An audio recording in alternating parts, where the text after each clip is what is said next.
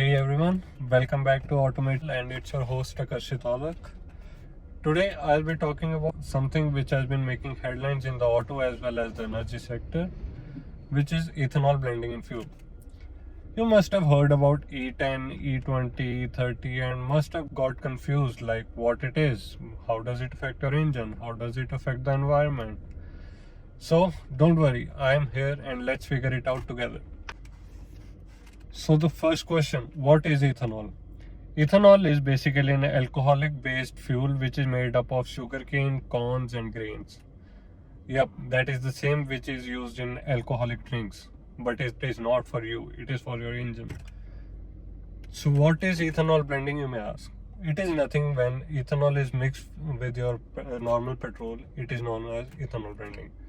For example, if it is mentioned E10, E10 refers to as the 10% ethanol mixed with 90% of the fuel. E20, 20% of ethanol with 80% of your petrol. So why is the government focusing more on ethanol blended fuel rather than the normal conventional fuel which we get in India? As India is the second largest producer of sugarcane in the world, which is the main part of the ethanol fuel, so the government may want to make India a self-reliant country rather than importing the fuel, which makes it expensive for the government to buy. Also, when ethanol is burned as a fuel, it gives us less emissions than the normal petrol, which makes the environment green and clean. So, is it really harmful for your engines?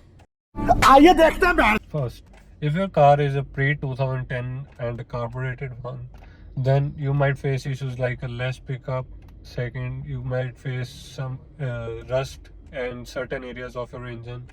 Third, you might face some blocked fuel lines. If your car is a post-2010 one, then you can face issues like blocked fuel lines. Your fuel efficiency might have been decreased by 8 to 10%. Third, you might have to clean your fuel injectors more than often. Like now you have to clean your injectors around 10 to 15,000 kilometers rather than the 40 to 50,000 kilometers earlier.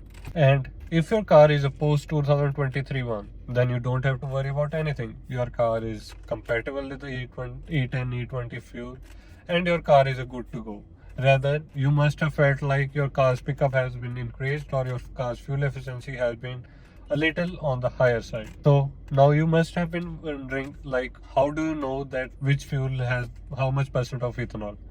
So I am attaching the screenshot of the latest news which has been floating around and you can pause the video and have a look at it. That's me signing off.